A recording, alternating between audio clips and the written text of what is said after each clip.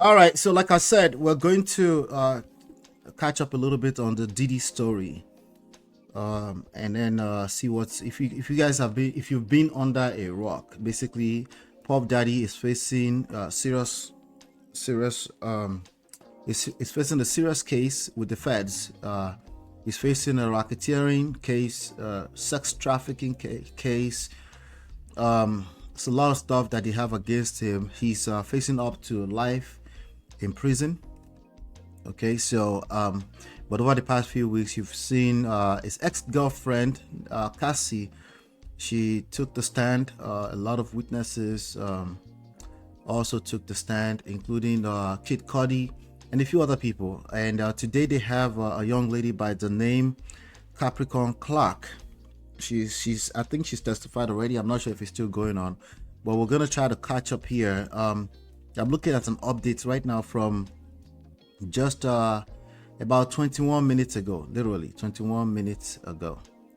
All right, so I'm looking at that update. It says defense attorney Mark Agni Fee Low began by confirming with Capricorn Clark, a former employee of Sean D. Combs, that they had met before. And but I'm going to highlight some of the things that has come out already today. It's this guy has a lot of people looking to get him down. Maybe not directly, but there are too many witnesses against him so far right now. So I'm looking at this post right here on Hollywood Unlocked. Okay. It says Diddy ex assistant Capricorn Clark takes the stand, says Diddy once warned her in a park, "I might have to kill you." That's a quote, over Suge Knight ties. Okay. So this guy has been covering everything. Inner City Press on Twitter. Welcome back. Call your next witness. AUSA. The government calls Capricorn Clark. Where do you grow up? Born in San Francisco. Moved to LA. Worked for Def Jam. Then Death Row Records. A late 90s gangster rap label. What was your relation to Suge Knight? He is the father of my friend's child. Okay. Then you worked for Sean Combs. Yes, he's over there in a blue sweater. I worked for him from 2004 to 2012. That's 8 years. Okay, and then the AUSA said, were you kidnapped? And the answer was yes. When did you first meet Mr. Combs? When I moved to NYC in 2002. We were super platonic friends. A headhunter said I should work for him as a personal assistant. I did until 2006. Your duties: shadow him for Wake Up. All right, head of women's for Sean John. How long? That's a big deal for Sean John, head of women. Then global brand director for Sean Combs. Name and likeness due diligence to grow the brand. Then I was terminated until 2016 for Cassandra Ventura. Okay. Did you work in this building? Yes, we moved there in 2005. Your first day, where did Mr. Combs take you? Central Park after dark, along with Uncle Polly. He looked like a linebacker. Does this photo look like him? No, he doesn't have on the blackout shades he wore all the time. What did Mr. Combs tell you in the park? That since I'd worked for Suge Knight, if anything happened, he might have to kill me. Somebody say objection. Objection. Let's see here. Hit the like button, please. Hit the like button if you haven't done so yet, please. Let's get the likes up, okay? We're bringing some new people in, so when you hit the like button, help us spread the word. Thank you. All right, especially midday like this, okay? All right, let me see this additional one. Says overruled. Proceed. How did you take it, Clark? Seriously, it had gravitas. How did you react? I said I didn't have anything to do with that stuff. Okay, so they're still trying to. If you're looking at this and you're like, okay, what does this have to do with anything? Please, the rest of the three of you, please hit the like button. Thank you. I appreciate you. What did you do? From from Tetaboro. I think that's a town somewhere. I called 1440 and told him to lock it down. What did Uncle Polly do? He questioned me 3 hours. You went home? Queens, yes. With Uncle Polly, he searched my house. Where did Uncle Polly take you?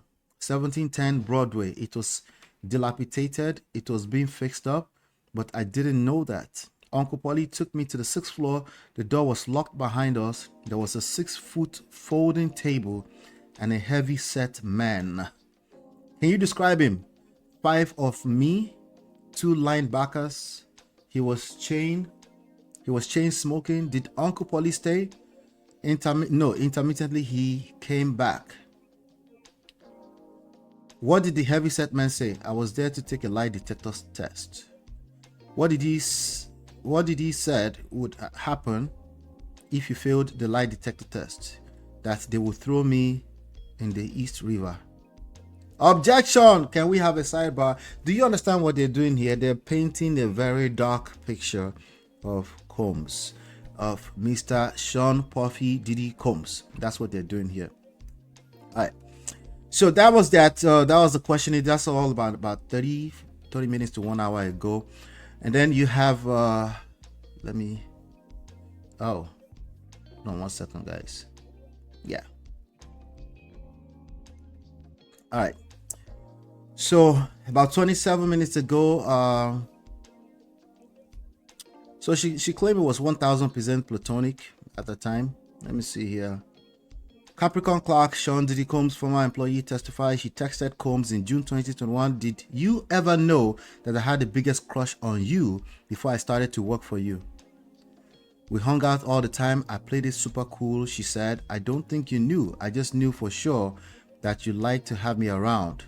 Clark testified she doesn't remember saying this to Combs, but recalled reaching out to him in 2021. It's unclear how Combs responded to the text. Anyway, so that's ongoing right now as we speak. I mean, by the end of the day, we'll see how far they've gone with it. I don't think we're just keeping a tab on it because, again, this is not just about Puff Diddy Combs. About in whatever space you find yourself, there's usually other people that might report to you, other people that might be subordinate to you. It might even be in the context of marriage. Yes, you know, people that don't necessarily have the same level of power that you have in different contexts. Sometimes it's money, sometimes it's emotionally, sometimes you know, certain people just have, you know, they look up to you, you know, by default, or maybe not by default, maybe because conditions have changed. And in those positions, if you're in those positions long enough, you have to expect that it will get in your head. It's not something you decide or not. The only thing you can decide to do is be intentional and say, okay, I'm going to stay humble. You don't intentionally become arrogant or prideful. Okay. If you did, you wouldn't admit to it. Okay. So Puff Daddy, I've been covering it probably going on 2 years right now, maybe a little bit longer than that. Even before he was arrested, it just looks like a guy with an absolute level of power in that industry, in the world he's found himself in the past 30 years. And I was listening to a guy on Hardly Initiated, and was talking about when you are anointed, right? That actually, it's not. I'm not using his exact words, but it's actually a setup.